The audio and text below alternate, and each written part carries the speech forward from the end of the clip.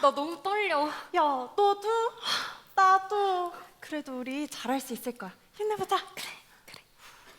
저기 한 분 오셨는데? 아니 너무 무섭게 생겼는데? 아니야. 넌 할 수 있어. 얼른 가봐. 안녕하세요. 저 일산교회에서 나왔는데요. 교회에서 나왔어요? 네. 근데 지는 교회는 좀 그래요. 그게 아니라 이번에 저희 교회에서 축제를 하는데. 죄송합니다. 이제 가보겠습니다. 한 번만 들어보세요. 고생해요. 잠시만요. 됐어요. 저기요. 시간 되실 때 한 번만 봐주세요. 교회에서 축제합니다.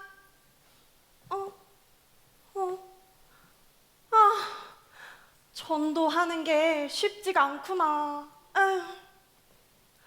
아니지. 그래도 다시 한번 열심히 해봐야지. 아자. 안녕하세요.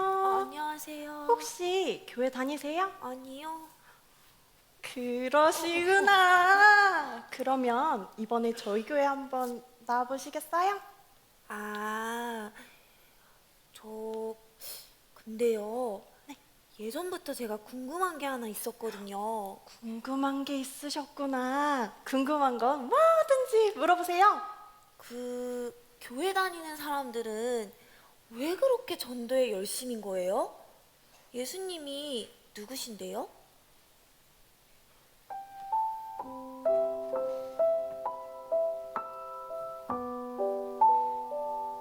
그날 언덕의 십자가 위에 달리셨던 예수님, 당신은 왜 수많은 조롱 속에서도 침묵하셨나요? 살을 찢는 고통 속에서도 왜 아무것도 하지 않으셨나요? 도대체 예수님, 당신은 누구신가요?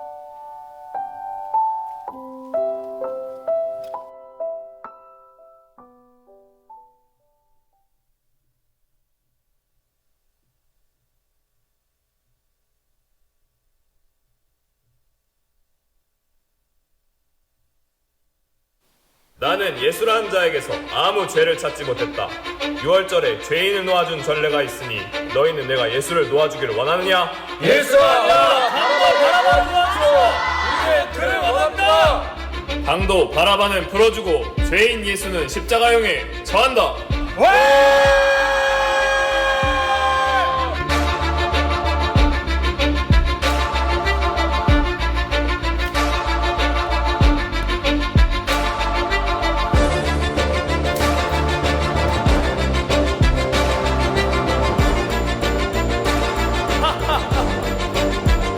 유대인의 왕이여! 평안할지어다!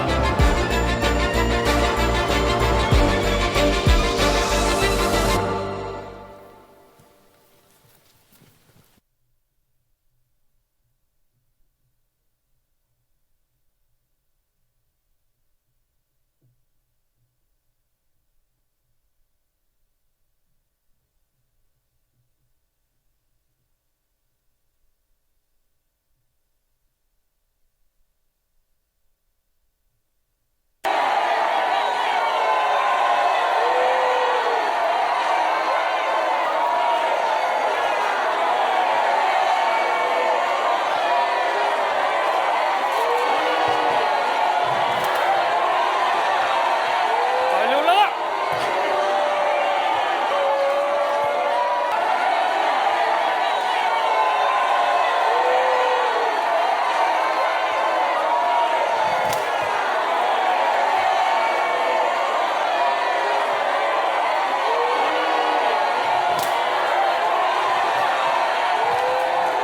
거짓 메시아 녀석!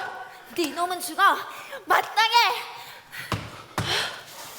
저런 놈이 왕이라니. 지금부터 예수를 십자가에 처형하겠다.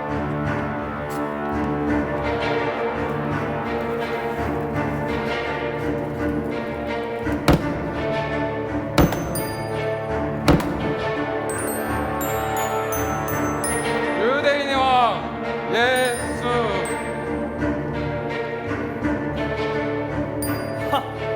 저 사람은 성전도 3일 만에 짓는다 하고 다른 사람도 도연하였으니 만약 하나님이 택하신 자 그리스도라면 뭐 본인 스스로도 구원하겠지. 네가 만약 유대인의 왕이라면 너 스스로 구원해보지 그래. 네가 만약 하나님의 아들이라면 당장 십자가에서 내려와봐라. 그렇다면 우리가 믿겠다. 아버지! 아버지, 저들의 죄를 용서하여 주시옵소서. 저들은 자신들이 하는 것을 알지 못합니다.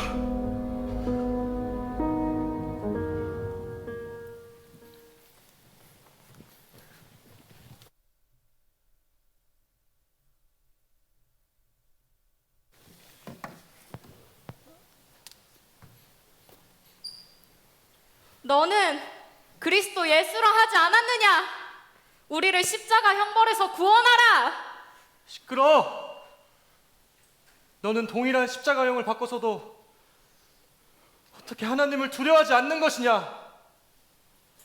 우리는 우리가 잘못한 것에 대한 벌을 마땅히 받는 거지만 이분은 아무런 잘못이 없어. 예수님, 당신의 나라에 들어가실 때 저를 기억해 주십시오. 내가 진실되게 너에게 말한다. 오늘 나는 너와 함께 하나님 나라에 있을 것이다.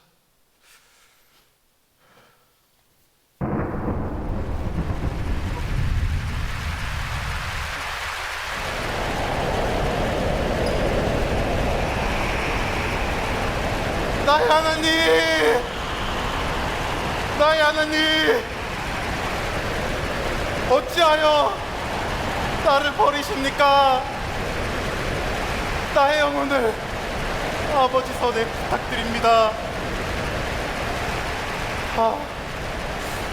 이렇다.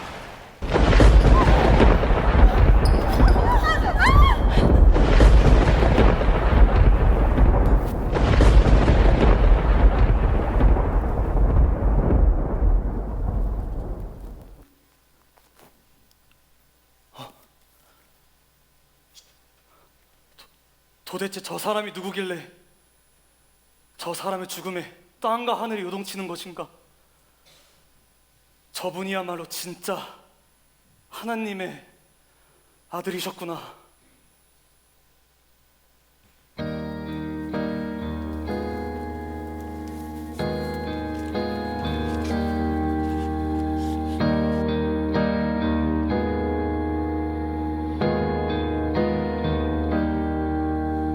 지으신 나무 위에서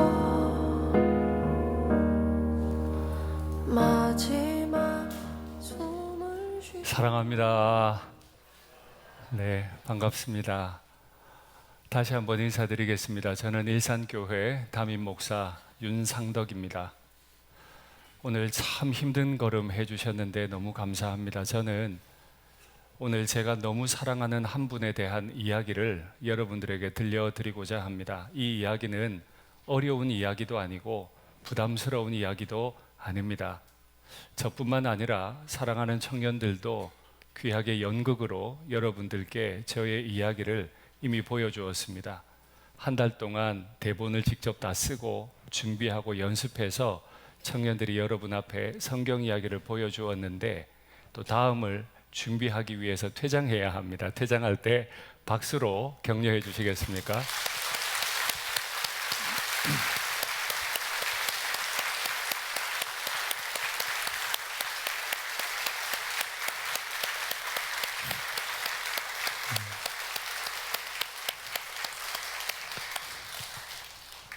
예, 뜨거운 박수 감사합니다. 저는 대학 학부와 대학원에서 문학 비평을 공부한 인문학을 공부한 사람입니다. 철학, 예술, 문학에 기반을 두고 그 작품이 아무리 위대한 작품이어도 또 아무리 위대한 작가의 작품이어도 평론가라는 사람은 자신의 견해를 가지고 문학 작품을 비평합니다. 이 작품의 좋은 점은 무엇인지, 이 작품의 부족한 점, 오류는 무엇인지, 그리고 이 작품이 어떻게 개진이 되어야 더 발전할 수 있는지를 제시하는 일이 평론가가 하는 일입니다. 저에게 소설 평론을 가르쳐 주신 분은 당대 최고의 소설가 조정래 씨의 태백산맥이라는 소설을 26살 그 어린 나이에 비평해서 평론가로 등단한 스타 엘리트 평론가였습니다. 저도 그런 평론가가 되고 싶어서 밤이고 낮이고 철학을 공부하고 문학을 공부했고 아주 작은 문학평론상을 받은 적도 있습니다. 그렇게 열심히 공부하는 중에 제 마음에 영적인 목마름이 찾아왔습니다. 이걸 해소하고 싶어서 성경을 열었습니다. 평론을 공부하던 중이었기 때문에 모든 텍스트는 저에게 비평의 대상이었습니다. 어머니 뱃속에서부터 교회를 다녔던 흔히 말하는 모태신앙이었지만 전격적으로 성경을 가까이 하고 공부하기 시작했는데 공부하는 날마다 울지 않을 수 없었습니다. 오류를 찾아내려고 해도 찾을 수가 없고 방향을 개진하려 해도 성경이 말하는 것보다 더 좋은 방향이 없었기 때문입니다. 그래서 저는 평론가 직업을 포기하고 성경을 가르치는 사람이 되고자 신학교에 입학해서 갑자기 목사가 된 사람입니다.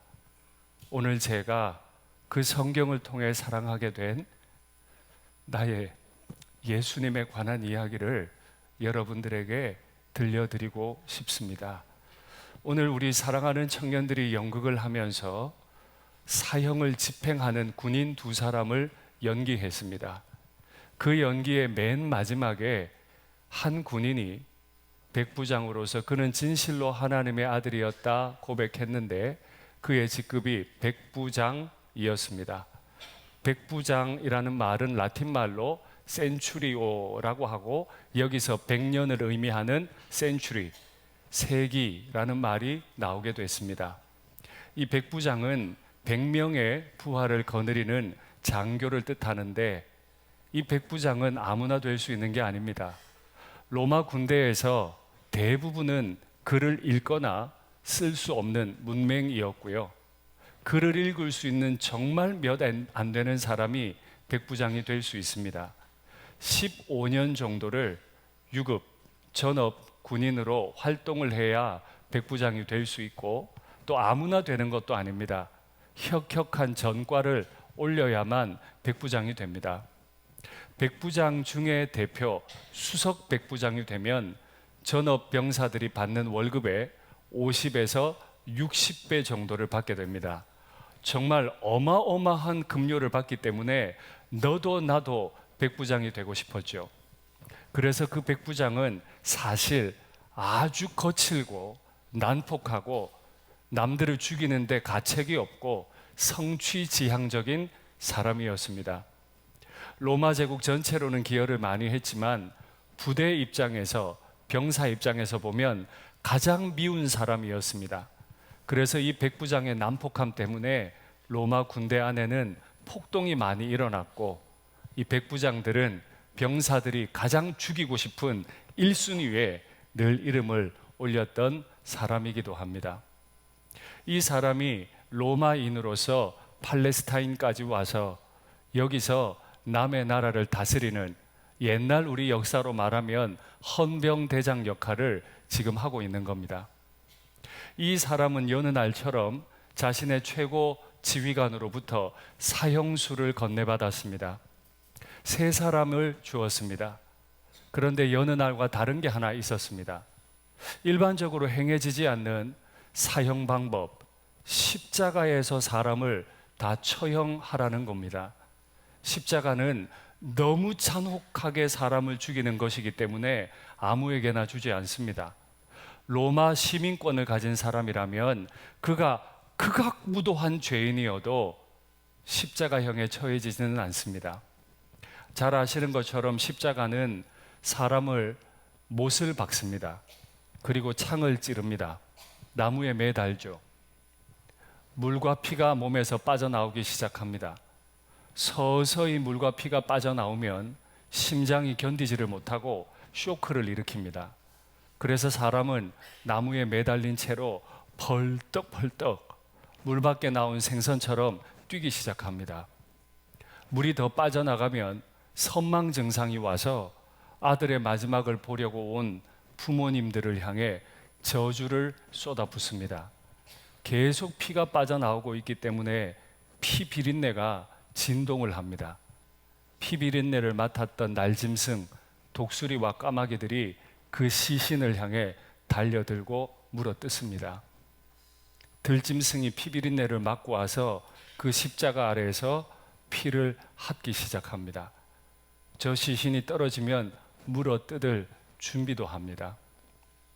기록에 따르면 이 십자가는 사람이 바로 죽지 않고 건강한 남자라면 십자가 상에서 3일을 살아 있습니다. 또 기록에 따르면 7일 동안 살아있는 사람도 있었다 그래요.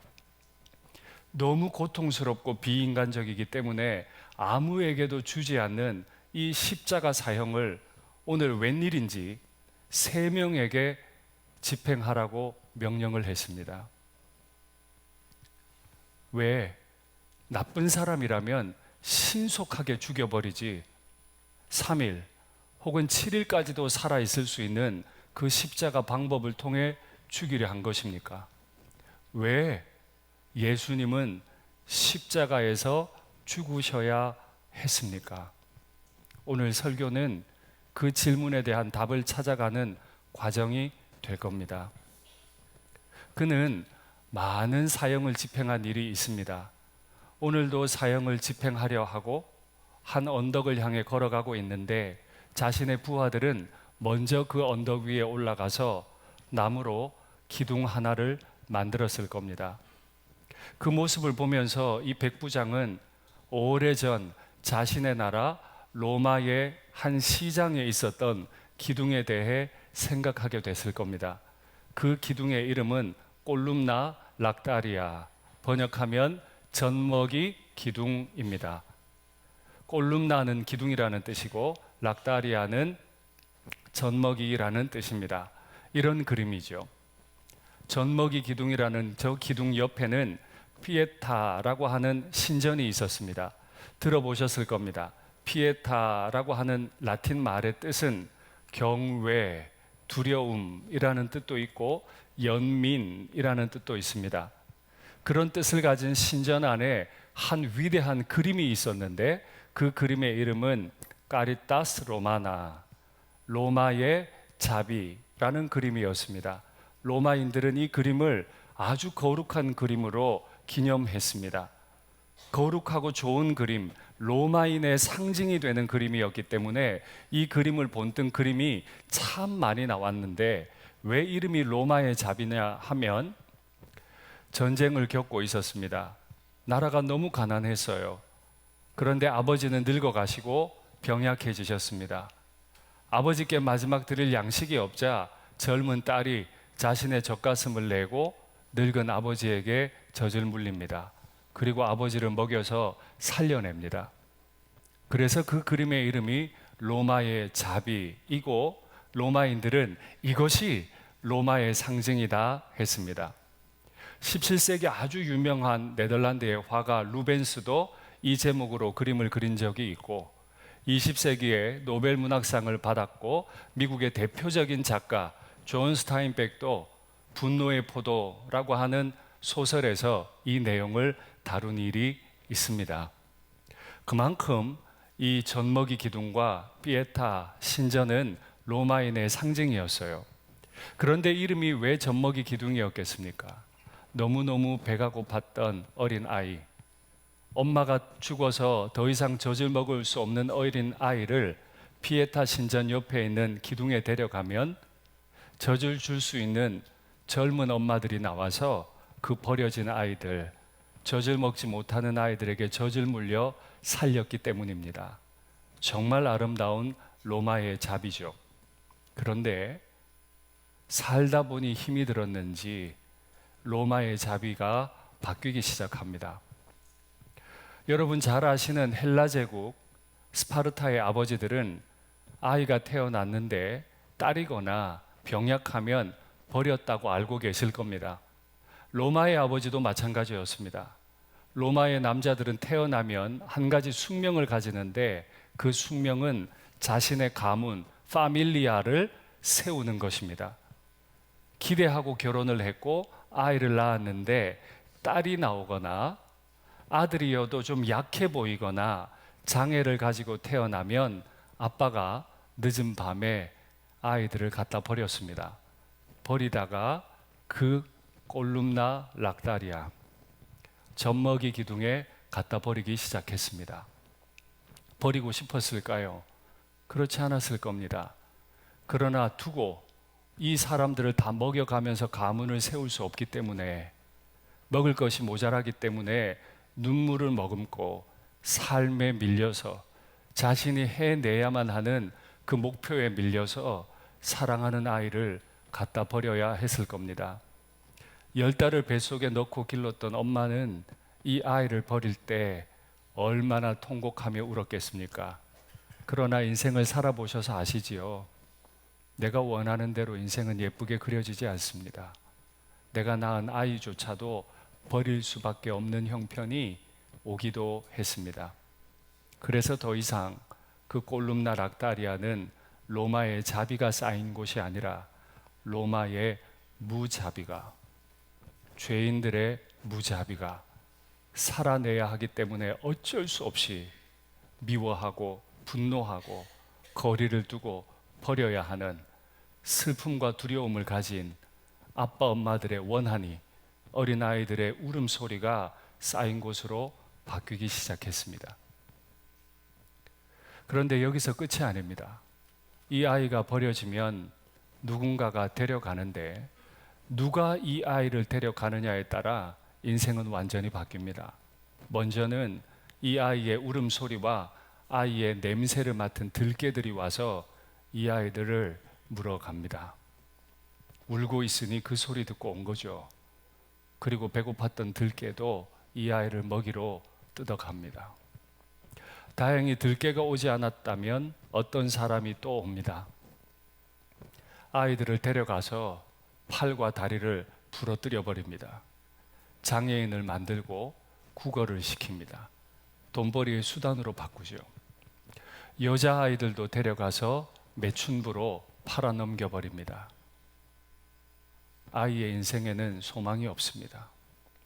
그런데 또 다른 사람도 와서 그 아이를 데려갑니다. 그 아이를 바라보니 너무 불쌍한 거예요. 데리고 가서 씻기고 젖을 물려 길러내고 자신의 집에 있는 가장 좋은 것을 내주면서 자신의 아들과 딸로 입양시킵니다.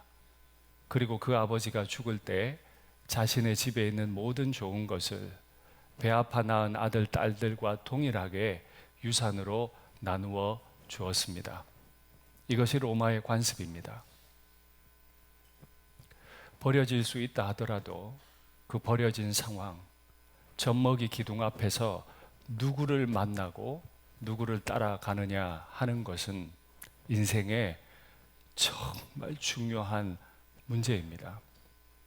백부장은 그날 그 언덕을 오르면서 자신들의 부하가 나무로 만드는 기둥을 보면서 그 젖먹이 기둥을 떠올렸을 겁니다. 왜 이 사형수는 관례 없이, 전례 없이 신성모독이라고 하는 죄목을 가지고 십자가형을 받아야 했을까요? 예수님과 동족이었던 유대교 지도자들이 예수님을 신성모독으로 고발하면서 십자가에 못 박아 죽이라고 했습니다. 신성모독은 크게 두 가지 죄목이었는데요. 첫 번째는 사람으로 온 자신이 하나님의 아들이라고 신성을 모독했다는 겁니다. 두 번째는 42,000평 정도 되는, 지금 현대 축구 경기장 20배가 되는 엄청난 크기의 땅에 높이 솟아올린 성전을 허물겠다고, 이 성전 허물고 내가 3일 만에 다시 짓겠다 했다고 신성모독으로 고발했어요. 십자가에 죽을 벌이 아닌데도 본디오 빌라도는 자신의 지위를 유지하기 위해 유대교 종교 지도자들이 폭동을 일으킬까 두려워서 불의하게 예수님을 십자가 처형에 내어주게 되었습니다. 사형 집행관 백부장은 계속 생각했을 겁니다. 멀리 있을 때는 몰랐습니다. 그러나 가까이 예수님을 죽이기 위해 다가오면서 그는 생각해야 했습니다. 그리고 그 죄수를 데리고 한 언덕 위를 올라갔는데 그 언덕의 이름은 칼바리아입니다. 히브리 말, 아람 말로는 골고다라는 언덕이죠. 그곳에서 예수님을 십자가로 못 박았습니다. 높이 들린 기둥에 예수님은 십자가에 못 박혀서 돌아가셨습니다. 돌아가시면서 예수님은 처절하게 하나님에게 부르짖어야 했습니다. 나의 하나님, 나의 하나님, 어찌하여 나를 버리십니까? 아까 청년들의 연극에서 본 대사입니다. 그 버림받고 있는 사형수를 보면서 사형 집행관 백부장은 생각했을 겁니다. 왜 그의 하나님은 그를 버리셨는가? 왜 그의 하나님은 이렇게 부르짖는데도 그의 아들을 버리셨는가? 고민해야 했을 겁니다. 왜 버리셨을까요? 그 버린 이유를 성경이 기록해 줍니다. 그리스도께서 우리를 위하여 저주를 받은 바 되사 율법의 저주에서 우리를 속량하셨으니 기록된 바 나무에 달린 자마다 저주 아래에 있는 자라 하였습니다. 예, 맞습니다. 예수님은 우리의 받아야 할 저주, 인생의 두려움, 불안한 염려들, 그로 인해 짓게 된 우리의 숨어있는 모든 죄들을 속량하시기 위해 죽으셨습니다. 속량이라는 말이 많이 어렵지요.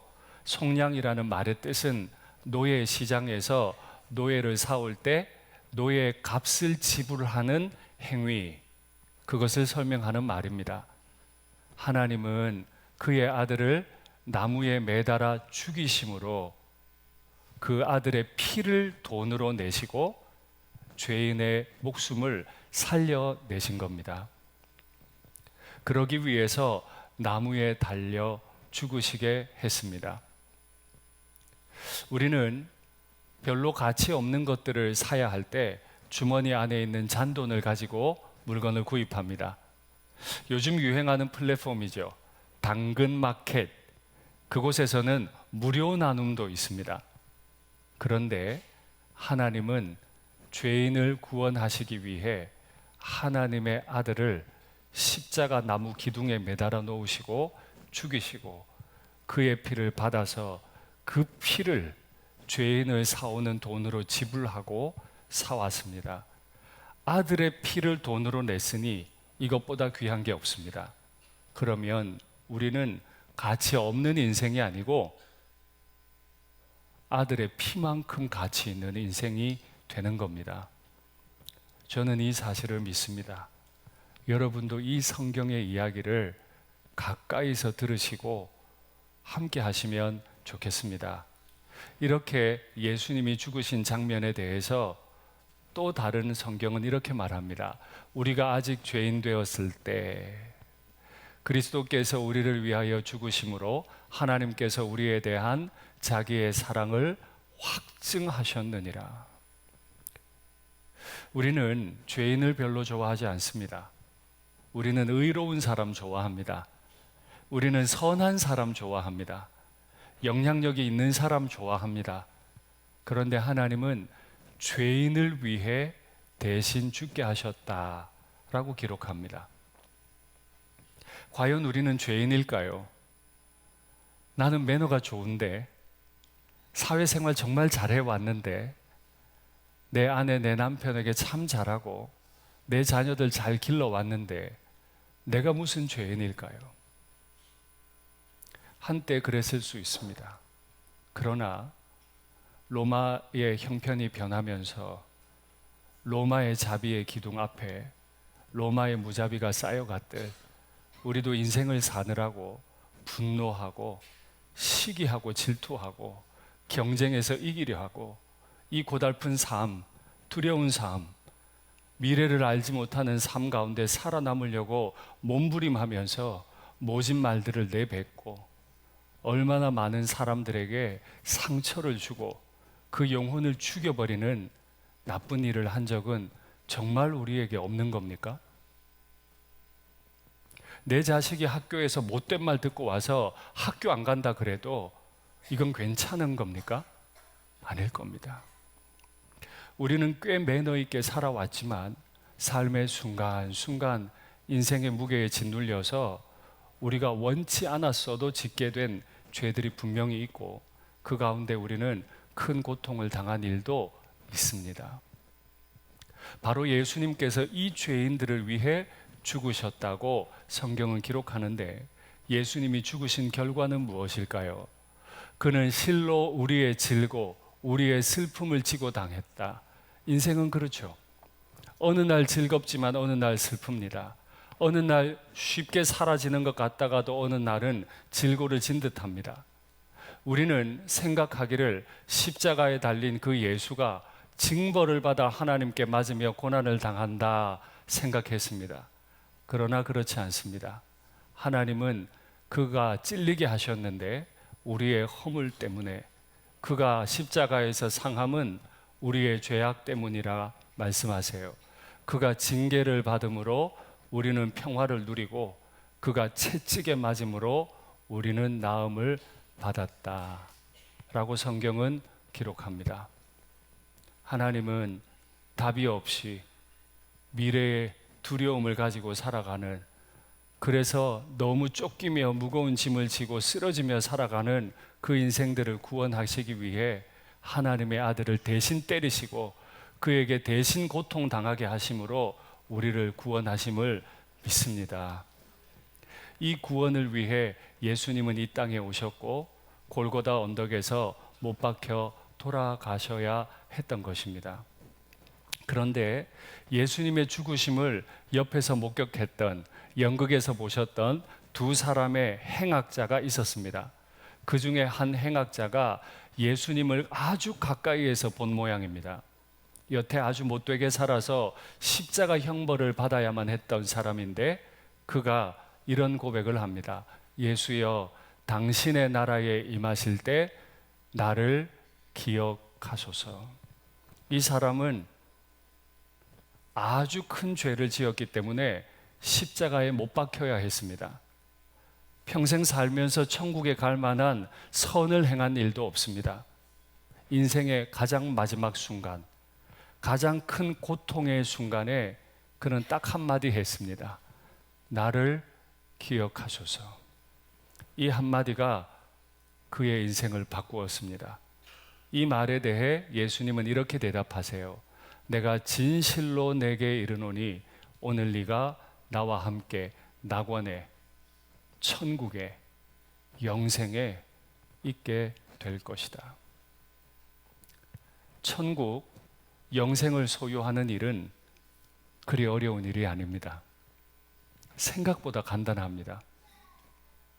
그렇게 악한 죄를 짓고 평생 선을 행한 일이 없고 그렇게 죽어가야 했던 오늘, 그 인생 마지막 순간에 나를 기억하소서, 이 한마디가 그에게 천국을, 영생을 주었는데요. 이 쉬운 일을 여러분들도 오늘 마음으로 예수님, 나를 기억해 주십시오.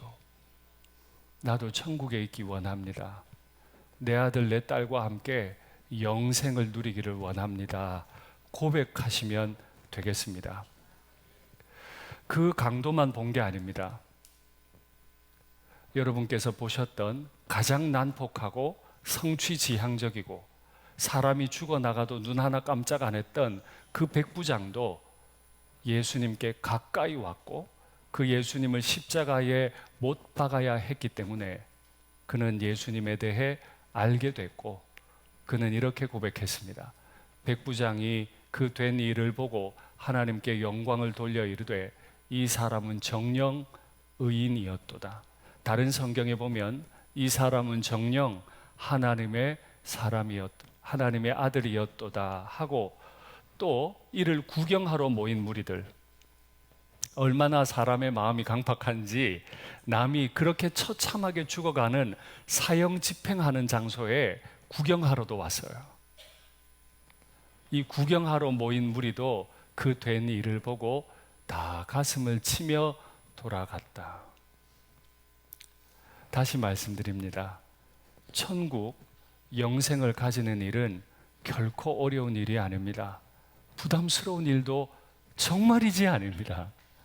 제가 평론가의 눈으로 성경을 읽기 시작했는데, 꼼꼼하게 성경을 읽는데 그 성경을 읽으며 울 수밖에 없었던 것처럼, 모르면, 거리가 멀면 예수님을 믿지 않게 되지만 성경을 가까이 두시고 예수님을 알려고만 하시면 이 엄청난 믿음을 아주 쉽게 가지게 됩니다. 구경하러 온 사람들까지도 가슴을 치고 돌아갈 만큼 예수님은 우리를 불러주시는 거죠.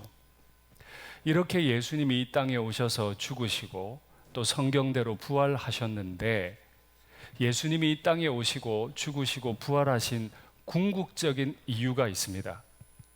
하나님 말씀 확인하죠. 내가 온 것은 양으로 생명을 얻게 하고 더 풍성히 얻게 하려는 것이라. 이제 저는 여러분들에게 마지막 초청을 하려 합니다.